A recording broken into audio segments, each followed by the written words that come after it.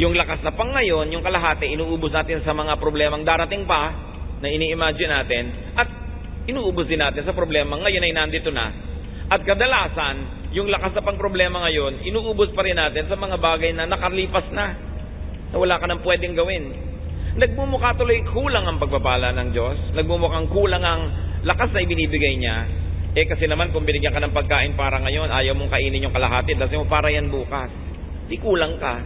So niya, pagdating ng bukas, may pagkain para bukas. Yung ngayon para ngayon.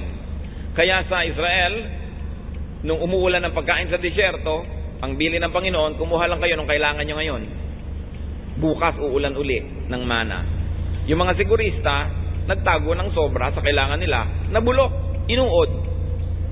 Kasi sabi ng Panginoon, ba't yan nag-iipon para bukas? Bukas uulan uli. Ang kolektahin nyo lang yung kailangan nyo ngayon.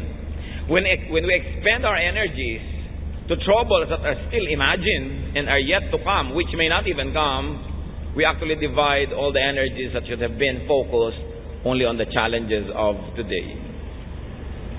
But the only reality that you have, the only reality that you face and hold and see and hear is now. Ano ibig nating sabihin? Hindi na totoo ang kahapon. Wala na siya. Kumisan lagi kang pinagmumultuhan ng kahapon kasi lagi mo siyang hinuhukay mula sa libingan. Pero ang totoo, wala na siya. Kaya nga kumisan laging pag may mga party, lalo na yung medyo may edad, ang tugtog lagi yun nung panahon nila. Bakit lagi ganyan ang tugtog nyo? Sometimes nagre-reklamo ako pag inimbita ko ng mga church groups at ang tugtog 70s, 60s. Hindi naman masama. Kasi kung marami pang ibang tugtog, may tugtog ngayon. Alang sa lagay, puwera na kayo sa tugtog ngayon. Ang lagi nyo lang hahawakan yung Beatles. Ang lagi nyo lang hahawakan, Carpenters. Lagi na lang yung stylistics, yung mga nakaraan. Wala na bang nangyari sa ibang buhay nyo? Wala na kayong titingnan ko din nakaraan. Nakapako ka, sayang. Kasi binigyan ka na ng pagkakataon maging teenager noong 70s. O tapos na yon.